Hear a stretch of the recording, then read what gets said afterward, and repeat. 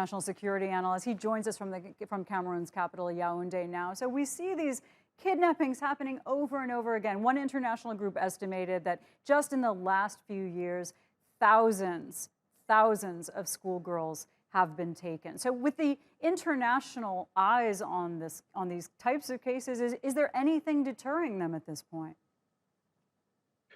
Michelle, you're very correct. But of course, it's not just girls that have been subject of mass kidnapping by both bandits, as you rightly described, in the northwest and northeast of Nigeria, even in the north central, which of course we've seen in the case of Tegina, which is Niger State.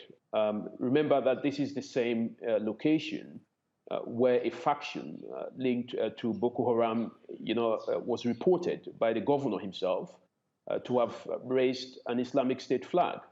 All these kidnappings, have been happening because, these bandits or so-called bandits and linked to terrorist groups have been succeeding. So it's become some kind of an industry of its own, whereby, students are the subject of kidnapping, some just for the purpose of raising ransom, others to make a point, especially the Boko Haram linked factions, that Western education is forbidding.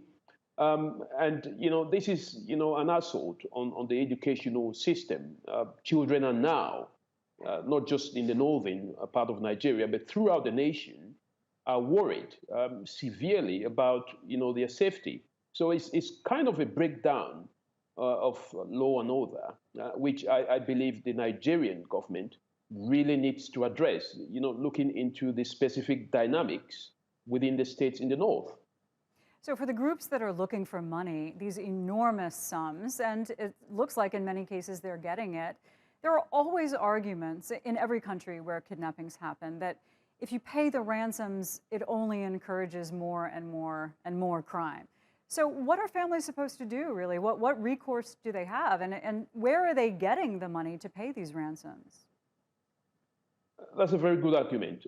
First of all, I think the onus is on the state to ensure that there are enough preventative measures within schools and other critical infrastructures to prevent these so-called bandits and terrorists, from kidnapping children in the first place. I mean, the natural argument is that once they've been kidnapped and they're in the hands of these bandits, I mean, as a parent, you have no option but to advocate for your children to be released, irrespective of whether ransom is paid or not. What the priority of every parent is, but also the victims, is that they gain their freedom. They pay very little value to the argument that if you pay ransom, then other children will be kidnapped and ransom will therefore be asked. I think the moral obligation, but also the civil obligation is for the state to ensure that children are not kidnapped en masse. I mean, you can imagine the logistics that it takes. So there is a failure there to prevent these kidnappings from happening. Now, my argument will always be that if they succeed to kidnap them, for the sake of the well-being of these children, pay whatever it takes for them to be released. So the government has to work towards David prevention. Otto, thank you for that.